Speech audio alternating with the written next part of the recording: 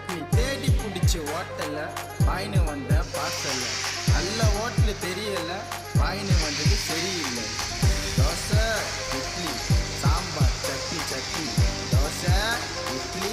சாம்பார் சட்னி சட்னி போட்டு கடா தட்டை எட்டு 5 பூரி விட்டு கடா வைத்து உள்ள வாரி வாரி தோசை